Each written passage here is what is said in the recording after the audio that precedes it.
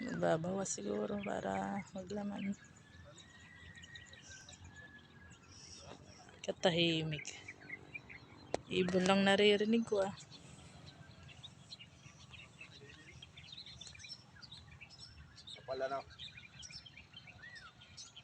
Puro sibuyas to dito sa Litanya, La Nueva Ecija.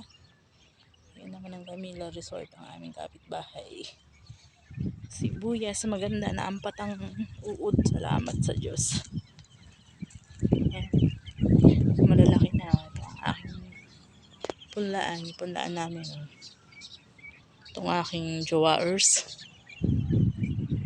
Bobomba ng pamatayla. Uod. Ayan. Morning, morning.